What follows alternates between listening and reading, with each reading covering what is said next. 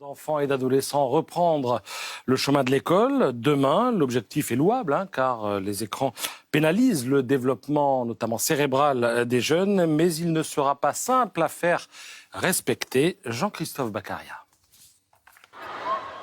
Exclusion définitive. Lundi, à l'entrée des collèges, les élèves devront non seulement éteindre leur portable, mais aussi le remettre à un surveillant. Même si après, il y a toujours des gens qui vont essayer de passer au travers et tout. Dans mon collège, il y en avait toujours, ils allaient se cacher dans les toilettes ou quoi. Mais je pense quand même que ça permettra de sensibiliser. L'usage du téléphone est interdit depuis 2018 pour les collégiens. Mais jusqu'ici, nombre d'élèves continuaient à l'utiliser plus ou moins discrètement et même en cours. Je pense qu'au collège, chez eux aussi, vous ne pouvez pas le sortir. On n'a pas le droit, mais tout le monde le fait. Bon. Les 10 000 établissements concernés par la mise en place de la collecte des téléphones à l'entrée ne seraient pas tous prêts matériellement à mettre en œuvre la mesure. Et c'est le cas de ce collège parisien. D'abord, c'est un coût d'investir dans ces casiers, et ça, ce qui sera supporté par l'établissement. Le deuxième problème, c'est la question de la logistique. Vous imaginez des centaines d'élèves qui viennent au même moment déposer leur téléphone et le récupérer au même moment, dans un lieu qui soit à peu près sécurisé. Puis la troisième difficulté, c'est que ça donne la responsabilité au chef d'établissement de centaines de téléphones. L'an passé, 200 collèges volontaires avaient expérimenté le dispositif, avec la mise en place de casiers dédiés au téléphone des élèves. Nous nous étions rendus près de Nice, où l'expérience semblait fonctionner auprès des enseignants comme des élèves. Moi, ça me dérange pas. En sachant que je le récupère le soir, donc moi, ça me dérange pas. Il n'y a pas les téléphones qui tombent des poches, il n'y a pas de téléphone qui sonne, ou des élèves qui sont sous la table et on ne sait pas exactement ce qu'ils font. Aujourd'hui, 7 collégiens sur 10 possèdent leur propre téléphone, et ce, dès l'entrée en 6e. Et nous sommes en direct avec Serge Tisseron. Bonjour monsieur. Bonjour. Vous êtes psychiatre, auteur de nombreux ouvrages, parmi lesquels L'empathie, ça c'est dans la collection Que sais-je, c'était en janvier 2024, oui. Je crois, et également le très fameux 3, 6, 9, 12, Apprivoiser les écrans et grandir, ça c'est aux éditions RS, ça date de 2018, mais c'est plus que jamais d'actualité, on va avoir l'occasion d'en parler. Bruno Bobkiewicz, bonjour. Bonjour. Vous êtes secrétaire général du SNPDEN UNSA. Alors derrière cette forêt de lettres, de consonnes d'ailleurs, se cache en fait le syndicat des directeurs de la direction de l'éducation nationale. Des collèges et des lycées. Voilà, très bien. Nous sommes également en visioconférence avec Grégoire Ancel. Bonjour monsieur. Bonjour. Vous êtes vice-président de la FCPE, célèbre fédération de parents d'élèves. Merci à tous les trois. Alors, vous avez entendu ce qui se disait dans le reportage que nous venons de passer. Tout d'abord, en quoi le recours aux écrans et notamment au téléphone portable altère le développement cérébral de l'enfant? Oui, alors il altère sa socialisation et dans certains cas, son développement cérébral. Alors, il faut comprendre avec quoi interfère l'utilisation des smartphones, des téléphones mobiles, avec les compétences empathiques. Les compétences empathiques, c'est la capacité de se mettre à la place d'autrui. C'est une compétence qui se construit dans la relation. Si un jeune enfant a accès aux outils numériques trop tôt, il n'interagit pas suffisamment avec son entourage pour construire cette compétence. Mais l'empathie, c'est aussi la capacité d'avoir accès à une multiplicité de points de vue. Et là, de ce point de vue, les réseaux sociaux sont une catastrophe absolue, parce que leur modèle économique actuellement les amène à développer des stratégies d'économie de l'attention, c'est-à-dire que dès qu'on entre sur les réseaux sociaux, on est invité à y être toujours plus longtemps, à y faire toujours plus de choses, à y abandonner toujours plus de données aux plateformes, et finalement à s'y retrouver toujours de plus en plus seul, avec en plus des conséquences sur l'enfermement dans des bulles. On se replie sur quelques camarades via les outils Internet, on finit par penser que le monde entier pense comme soi, on se ferme aux autres points de vue. Et ça, déjà, c'est très grave pour la socialisation. Et puis pour les enfants qui ont recours fréquemment à des outils comme les boucles, comme la consultation de vidéos permanente, sur TikTok, vous savez, les fameuses boucles de rétroaction courte. Alors à ce moment-là, ça peut entraîner en effet des capacités d'attention, des capacités de concentration beaucoup moins utiles, beaucoup moins performantes, avec donc une atteinte là vraiment des compétences d'apprentissage. Alors, on va avoir l'occasion de développer tous les méfaits de l'utilisation du téléphone portable, pour les ados en tout cas, ainsi que des écrans et de leur surconsommation. Mais je voudrais tout d'abord avoir votre avis sur ce dispositif baptisé portable en pause, qui sera mis en place demain. Est-ce que ça vous paraît être une bonne chose ? Alors l'idée sur le papier ne peut être que partagée, c'est-à-dire moins les élèves sont face aux écrans, mieux on se porte. En réalité, il y a un principe quand même important et une leçon à tirer de tout ça, c'est que déjà il y a une loi qui existe depuis 2018 dans la totalité des collèges de France. Il s'avère que cette loi régule quand même de façon assez intéressante l'usage des téléphones portables. Vous ne voyez pas, elle est très souvent respectée. Donc, ça ne veut pas dire qu'un élève ne sortira jamais son téléphone, notamment dans une cabine de toilette quand il est seul, mais ça veut dire que dans la vie quotidienne du collège, le téléphone est très peu visible, voire invisible. Moi qui fais la cour de récréation tous les jours dans mon collège, je ne vois pas de téléphone portable. Donc, ça ne veut pas dire que c'est à 100% gagnant. L'autre élément qu'il faut quand même rappeler, c'est que la grande majorité du temps où les élèves utilisent leur téléphone, c'est sur le temps libre. Donc, on va évidemment être encore plus attentif à la façon dont les élèves utilisent le téléphone portable au collège, si c'est le cas. Mais il faut admettre que si ça n'est pas du tout régulé, et ça continue à ne pas du tout être régulé dans un certain nombre de foyers ou en dehors de l'école, on ne va pas avancer sur ces questions, puisque si les élèves utilisaient aussi peu le téléphone à la maison qu'au collège, je pense qu'on aurait beaucoup moins de difficultés. Grégoire Ancel, du côté des parents d'élèves, qu'est-ce qu'on en pense ? Vous avez entendu ce que vient de dire Bruno Bobkiewicz. Eux, ils peuvent faire la police dans les établissements scolaires, mais il faut aussi la faire à la maison, d'une certaine manière. Alors, on rejoint l'ensemble des propos qui ont été tenus sur le plateau. Effectivement, aujourd'hui, il y a un enjeu d'éducation majeur aux médias. C'est-à-dire qu'on constate qu'on interdit, qu'on régule, qu'on fait la pause numérique, mais à aucun moment, à l'école, on apprend à utiliser le téléphone portable. C'est-à-dire que c'est un peu comme si vous aviez une voiture. En 6e, on vous donne les clés du camion, vous n'avez pas le code de la route et vous ne savez pas passer les vitesses. Accident. Donc aujourd'hui, l'enjeu, les interdictions qui ne sont qu'une réponse provisoire et qui n'a pas de clé de lecture et d'usage aux enfants, il y a une urgence absolue à créer un programme de l'école au lycée permettant d'apprendre à utiliser le téléphone, c'est-à-dire qu'est-ce qu'un réseau social. On pourrait évoquer qu'est-ce que l'intelligence artificielle, comment je m'exprime sur un réseau social, comment je me mets à la place de l'autre. On parlait des questions d'empathie. Quand j'écris ça, que ressent l'autre ? Ça permet aussi de rejoindre des cours qui existent déjà autour de l'actualité. Qu'est-ce qu'une info ? Une bonne info, vérifier, sourcer. Qu'est-ce qu'une info ? Une mauvaise info. Comment je me méfie des effets de meute ? Et comment je régule et j'apprends à utiliser le téléphone portable. Et aujourd'hui, c'est ça qui manque dans la société. Et il faut accompagner les parents parce que nous sommes des bien mauvais exemples. Puisque nous-mêmes, nous utilisons une voiture sans avoir eu le code, les permis de conduire, et on est souvent des bien mauvais exemples. Alors, je voudrais, Serge Tisseron, qu'on détaille un petit peu ce que le téléphone produit sur le cerveau des enfants et des adolescents. Tout d'abord, la mémoire. Elle est évidemment affectée par un usage un peu trop intensif des écrans. Quel est le processus biologique qui se met en place ? Oui, alors d'abord, il faut bien comprendre que si les réseaux sociaux ont un impact toxique, c'est sur l'ensemble de la population, c'est pas seulement sur les préados et les ados. Sauf que là, on parle de personnes dont le cerveau n'est pas encore arrivé à maturité, tout à fait. Puisqu'il arrive à maturité à 25 ans. Tout à fait. Et donc là, c'est une période d'autant plus cruciale. Voilà, d'autant plus cruciale, précisément parce que les adolescents ont une grande curiosité pour des expériences extrêmes et puis une grande réceptivité socio-émotionnelle, ce qui veut dire que si leur groupe bascule vers un point de vue et les invite à faire quelque chose, ils peuvent être poussés à le faire, même si c'est contre leurs convictions personnelles, parce que leur groupe semble les y pousser. Alors, quelles conséquences ? Ben oui, d'abord des conséquences sur la mémoire, puisqu'on délègue de plus en plus de choses d'abord à nos smartphones, ça fait longtemps qu'on le dit, mais en plus, le fait d'avoir accès en temps immédiat à des informations sans se poser la question de savoir déjà qu'est-ce qu'on en a appris auparavant. qu'est-ce qu'on en a mémorisé, hein. Ça fait qu'on n'apprend plus à mémoriser.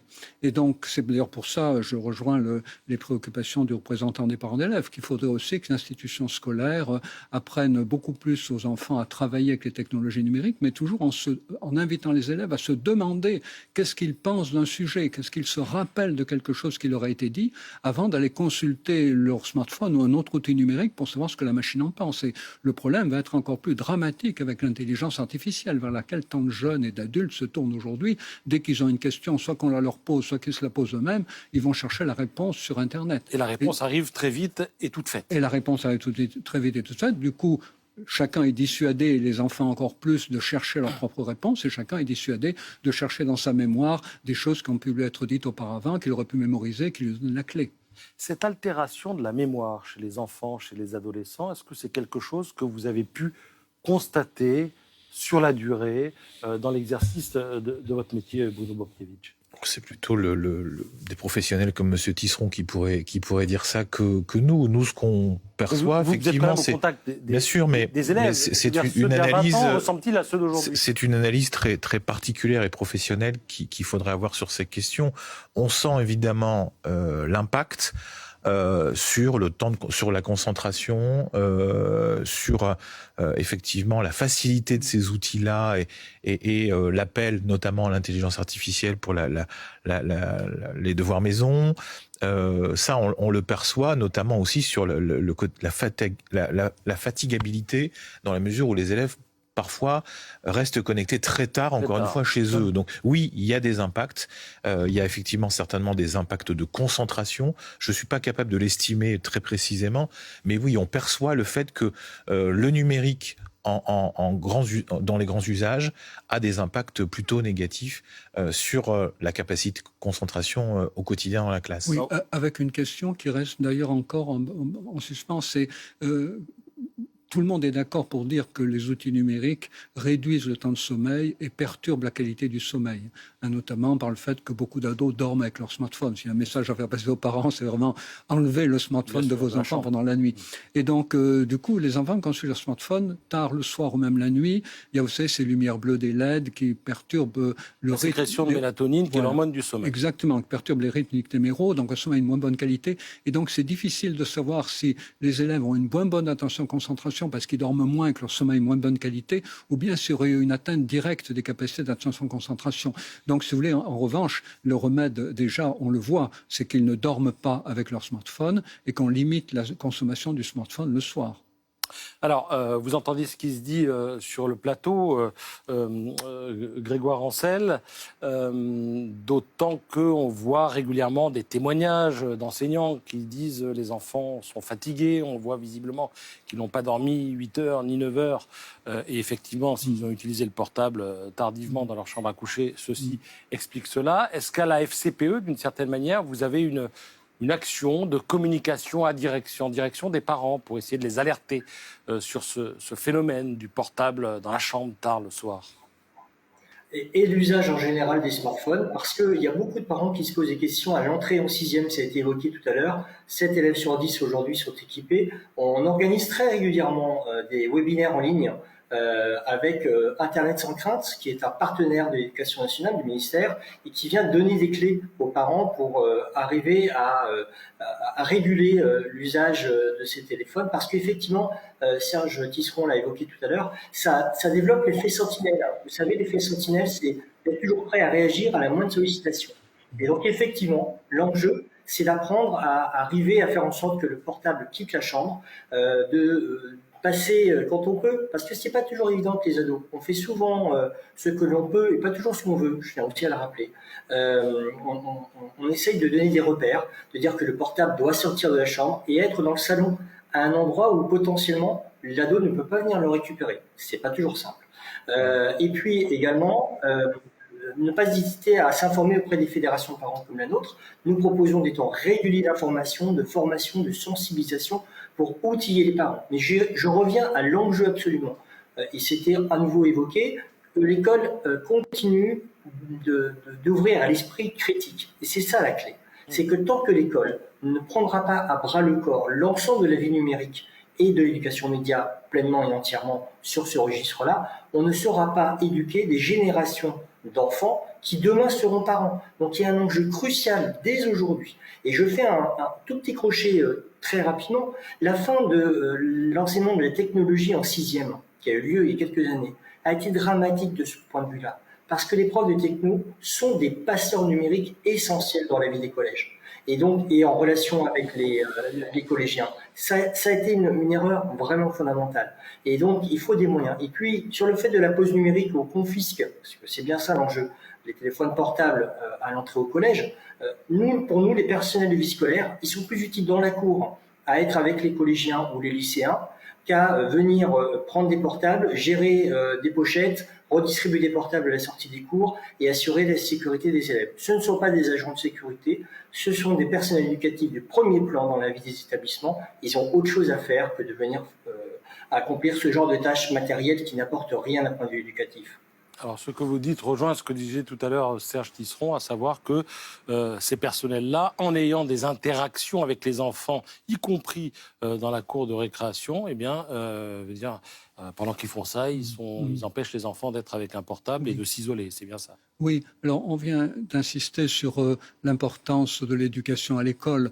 Il y aurait aussi une éducation des parents à faire, parce que beaucoup ne savent pas comment exercer leurs responsabilités. Il ne faut pas oublier que la loi sur la majorité numérique, souvent, elle est mal comprise. Alors, elle date de 2023. Oui. Elle fixe la majorité numérique à 15 ans. Vous pouvez ne pas vous inscrire sur, je sais pas moi, Facebook, Instagram, tout ça. Voilà. Si vous n'avez pas l'accord des parents. Exactement. Sauf qu'on attend toujours le décret d'application de cette loi. Oui, mais même lorsqu'on demande aux parents quelles limites ils souhaiteraient donner aux outils numériques de leurs enfants, parce que quand les parents achètent un smartphone à leur enfant, bon, c'est eux qui le payent, et puis ils décident de limiter l'accès à certains espaces numériques. Or, les parents ne savent pas comment programmer les téléphones mobiles de leurs enfants. Même si un enfant dit « Papa, maman, programmez-moi mon téléphone pour que vous soyez en paix avec ça, et moi aussi », beaucoup de parents ne savent pas. Donc oui, éducation auprès des jeunes, je dirais éducation populaire, et créer des personnes ressources qui soient disponibles à la fois même pour les enseignants, pour les enfants et pour les parents. D'où l'intérêt du site Internet dont parlait tout à l'heure Grégoire Ancel, en tout cas cette proposition qui s'appelle Internet sans crainte, et dont j'imagine qu'on peut retrouver le lien sur le site de la FCPE. Vous me le confirmez, Grégoire Ancel ? Bien sûr, et dans les prochains jours, prochaines semaines, nous avons des webinaires de prévus avec eux, parce qu'on sait très bien que la rentrée, c'est l'occasion aussi d'introduire des bons gestes, des bons repères et de dialoguer avec les enfants. C'est le moment jamais. Et je rejoins Serge Tisseron.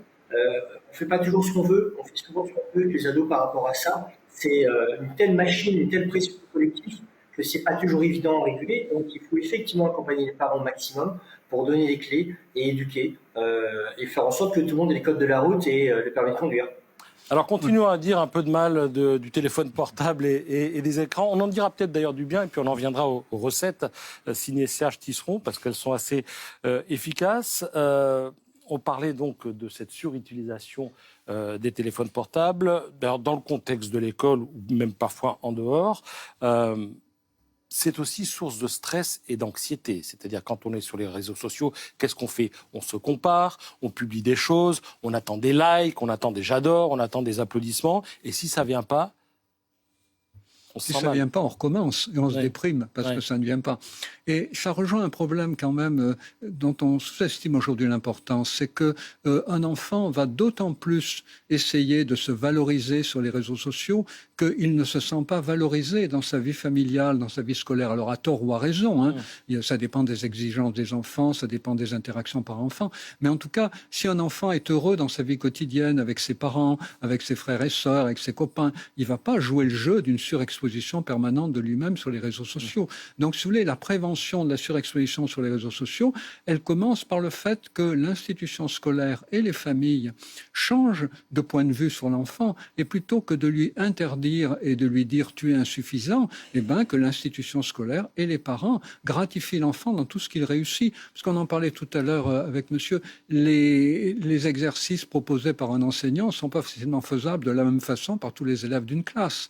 Et ça, c'est important important que les enseignants en prennent la mesure et qu'ils aient, je pense, une attitude beaucoup plus gratifiante par rapport aux progrès parfois minuscules qui sont faits. Parce que si un enfant ne se sent pas valorisé dans l'institution scolaire, s'il ne se sent pas valorisé dans sa famille, quand il fait quelque chose, c'est pas suffisamment ceci, c'est pas suffisamment Il va aller chercher cela. ça ailleurs. Il va aller le chercher sur les réseaux sociaux.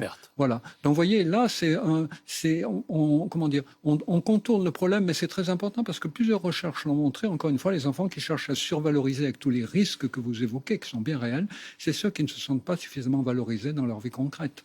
Bruno Bobskiewicz, est-ce que, au fond, une fois qu'on a dit du mal du portable et en général des écrans, on peut aussi en dire du bien? Est-ce que ça peut constituer une ressource pédagogique et un outil d'ouverture, paradoxalement, sur le monde pour les enfants? Oui, à partir du moment où c'est régulé et les enfants apprennent à se servir de cet outil-là, il y a évidemment beaucoup de choses positives qui peuvent en sortir. D'ailleurs, les enseignants, un certain nombre d'entre eux, proposent des séances pédagogiques qui utilisent soit des ressources numériques en général, soit le téléphone portable plus particulièrement, parce que c'est aussi une façon d'individualiser et de personnaliser les parcours dans certaines applications. Donc oui, il y a des effets positifs possibles, encore faut-il que tout ça soit régulé et que les élèves apprennent à s'en servir. Avec l'irruption, j'allais dire, d'un nouvel acteur, ou en tout cas d'un nouveau concept dans le paysage, qui est celui de l'intelligence artificielle. On va poursuivre cette discussion autour de ce sujet, mais tout d'abord, je voudrais écouter Séverine Larouille pour le rappel des titres. Et l'actualité politique ce dimanche, c'est François Bayrou en interview en direct sur France Info ce soir, édition spéciale dès 17h. Le Premier ministre face aux critiques. Pour les socialistes, cette intervention de François Bayrou ne changera pas la donne. La décision de voter contre la confiance au gouvernement le 8 septembre est irrévocable selon son premier secrétaire. Le seul mot que j'attends de lui maintenant, c'est de dire au revoir. Je ne vois pas très bien ce que François Bayrou pourrait apporter encore, mais la décision que nous avons prise est irrévocable. Un rassemblement dangereux et indigne selon le préfet du département. Dans l'eau d'une rave party réunie 2500 personnes dans le massif des Corbières sur les lieux de l'incendie mortel du début du mois.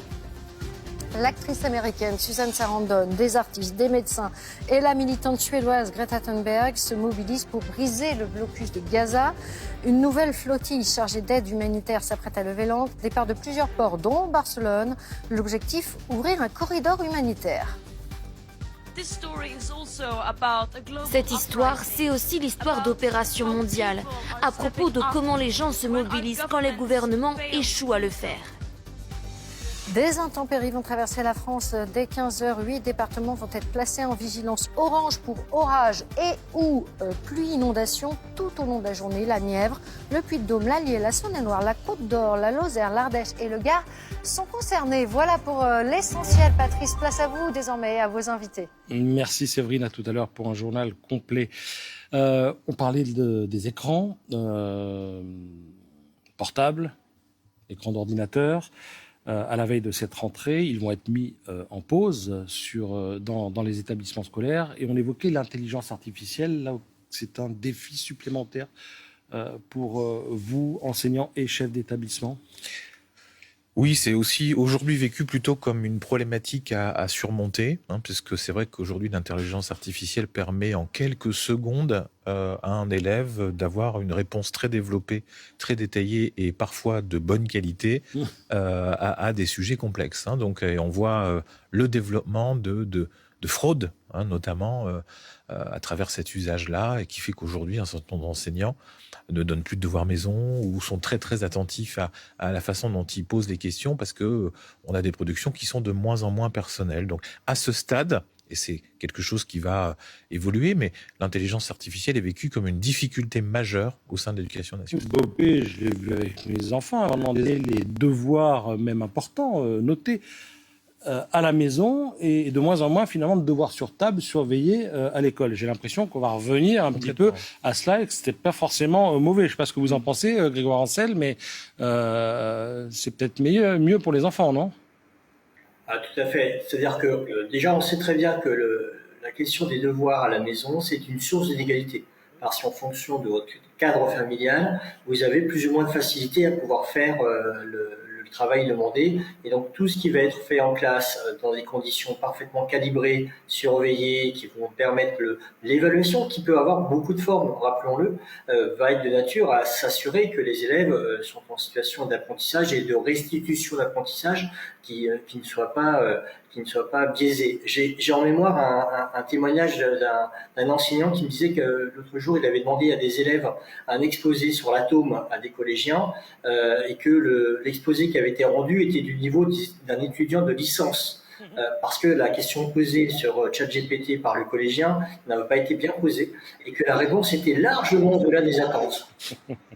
Donc ça montre bien l'enjeu qu'il y a là aussi à éduquer et à faire en sorte. Mais vous savez, l'IA peut être utilisée en cours.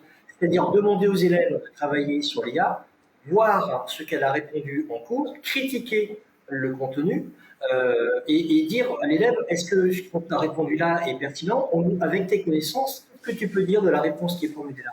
Parce qu'on voit bien aussi que lorsque c'est bien alimenté pédagogiquement, eh bien, les enseignants arrivent parfaitement à s'en saisir et à faire en sorte qu'il y ait de l'esprit critique, du recul par rapport au contenu. Et ce qu'on va apprendre aujourd'hui, c'est à poser la bonne question pour avoir la bonne réponse et à la critiquer, à la mettre en doute. Alors, il est l'heure de se tourner maintenant vers Serge Tisseron, docteur solution, docteur recommandation.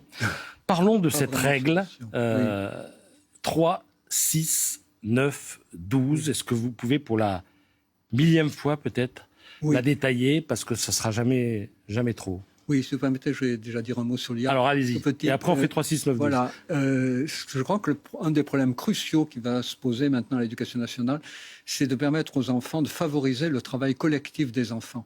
Parce que travailler avec une IA tout seul, eh ben, c'est forcément confronter un point de vue à un autre. Et ce qu'il faut au contraire, c'est que les enfants apprennent la multiplicité des points de vue, travailler avec plusieurs IA, poser la même question à plusieurs IA, poser la même question sous des formes différentes à la même IA, comparer les réponses obtenues par les copains qui ont posé la question différemment. Donc, revaloriser le travail collectif entre enfants, c'est la meilleure manière de faire face au challenge de l'IA. Voilà. Il y a peut-être un enjeu pédagogique. Et il y a un enjeu pour les chefs d'établissement et les enseignants. Absolument. Alors maintenant, 3, 6, 9, 12, vous en avez fait un titre de livre à succès, parce que ça marche. Mais c'est contraignant, alors allez-y. Alors c'est contraignant, c'est des bonnes habitudes à prendre. Vous savez, et d'ailleurs, les bonnes habitudes, souvent, elles se prennent à la rentrée scolaire. Donc je conseille aux parents de revoir peut-être des choses qui clochent un peu de leur point de vue et remettre les pendules à l'heure avec leur enfant. Vous savez, beaucoup de choses changent à la rentrée. On nettoie un peu la chambre de l'enfant, on l'adapte à sa nouvelle scolarité. Là, on nettoie un peu le cerveau. Voilà. Le cerveau, alors comment fait-on? Et le cerveau. Donc 3, 6, 9, 12, ben, c'est simple. Il y a 3 principes en fait qui ont été confirmés plusieurs années après par l'Académie américaine de pédiatrie. C'est d'abord l'accompagnement, accompagner les enfants. Je l'évoquais tout à l'heure, c'est très important que les enfants se sentent valorisés et la meilleure manière, c'est de les accompagner. Alors, on lire des livres avec eux quand ils sont petits, voilà, mais aussi les accompagner quand ils jouent à un jeu vidéo, un petit peu montrer qu'on s'y intéresse. Ce qui ne veut pas dire qu'on va faire avec eux tout ce qu'ils font, avec les écrans ou tout ce qu'ils font sans écran, mais les accompagner, valoriser ce qu'ils font. Les accompagner, alterner les activités avec ou sans écran, un peu comme on alterne les nourritures, voilà, bien se nourrir, c'est pas forcément manger toujours moins, c'est surtout manger mieux, manger plus diversifié. Et puis, apprentissage de l'autorégulation, parce que vous avez très bien dit tout à l'heure, le cerveau n'arrive à maturité qu'à 25 ans. Oui, mais heureusement, il commence à mûrir bien avant. Vous voyez, dans toutes les familles... Là, il est en construction. Dans toutes les familles, on apprend aux enfants les règles de la politesse au moment du repas. Dans certaines familles, on mange les baguettes, dans d'autres, la cuillère et fourchette, etc. Et donc, dans toutes les familles, on apprend des règles de socialisation autour de la nourriture. Il faut apprendre des règles de la socialisation aux enfants très tôt, autour de l'utilisation des écrans. Et donc, vous voyez, ces 3 principes, ensuite, ils se déclinent avec 4 conseils, voilà, mais enfin 4 propositions. C'est là qu'on en vient aux moyens mnémotechniques de 3, 6, 9, 12. Voilà. Alors d'abord, parler avec les enfants de ce qu'ils voient, ils font avec les écrans à tout âge.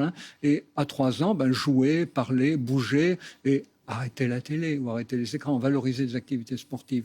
On n'en a pas suffisamment parlé, mais il faut comprendre aussi que si les outils numériques sont réduits, il va falloir quand même proposer des activités alternatives avec les villes. Il manque peut-être un représentant des villes pour nous dire on va créer des espaces de basket. L'utilisation des écrans, c'est de la sédentarité et l'enjeu est de santé publique à l'arrivée, parce qu'on bouge moins quand on est devant son écran. C'est un enjeu de santé publique. Mais je ne veux pas vous lâcher sur l'histoire de 3, 6, 9, 12, parce que c'est très pratique sur le plan mnémotechnique. Et donc pas d'écran avant 3 ans. Pas d'écran, tous les écrans, aucun écran n'a des effets positifs démontrés avant 3 ans, voilà. De 3 à 6, qu'est-ce qu'on peut faire? Introduire les écrans progressivement, mais de préférence accompagnés, soit on regarde avec eux, soit on discute avec eux pendant le repas pris ensemble, sans outils numériques, sans télévision le soir pour en faire un moment de convivialité partagée. On passe progressivement d'une demi-heure à 3 ans, 3 ans et demi à 1 heure à 6 ans. Et puis ensuite, il faut commencer à parler à l'enfant d'Internet. Parce que entre 6 et 9. Ah oui, il en a entendu parler, il en a forcément entendu parler. Et puis, vous savez, même si... Toujours accompagné, hein. Alors, oui, alors pas d'Internet. On lui parle d'Internet. On lui en parle seulement. On lui parle de choses qu'il a pu voir sur les téléphones mobiles de camarades qui en ont déjà, hein, parce qu'il y en a qui en ont à 8 ans. Donc 6, 9, voilà. Et puis Internet accompagné, hein, entre 9 et 12, et fin de 12e année, 13 ans, éventuellement Internet seul. Et c'est là qu'apparaît le smartphone. Un smartphone avant 13 ans n'a pas de sens. Un enfant ne peut que s'y surexposer parce qu'il n'a pas des centres d'intérêt suffisamment développés, il n'a pas d'esprit critique. Donc 13 ans minimum. Je ne dis pas qu'on peut attendre jusqu'à 15 ans. On peut le faire si les parents s'entendent avec leur enfant, mais pas avant 13 ans. Oui, d'ailleurs, dans la Silicon Valley, les géants de la tech mettent leurs enfants dans une école où il n'y a même pas d'ordinateur jusqu'à 17-18 ans. Eux, ils ont compris le truc. Et où ils ont 1000 autres activités qui leur sont proposées. Du jardinage, toutes les formes de sport, des coachs numériques, des animaux domestiques, des chevaux personnels, etc. On ne peut pas en demander autant pour tous les enfants des écoles actuellement en France. Mais en tout cas, si on ne développe pas d'alternative aux écrans, familiale, au niveau de la ville, au niveau des régions, au niveau des vacances, eh bien, toute mesure d'interdiction sera inopérante, voire même perverse. Les enfants qui quitteront les réseaux sociaux se rabattraient sur les jeux vidéo et WhatsApp. 3, 6, 9, 12, voilà, c'est pas compliqué à comprendre et on le retient facilement. C'est d'ailleurs le titre de votre livre dont on a vu la couverture. Merci Serge Tisseron, merci également Bruno Boskiewicz. Je rappelle que vous êtes secrétaire général du syndicat des personnels de direction de l'éducation nationale. Merci également Grégoire Ancel, vice-président de la FCPE, Fédération de parents d'élèves. Et on va enchaîner avec le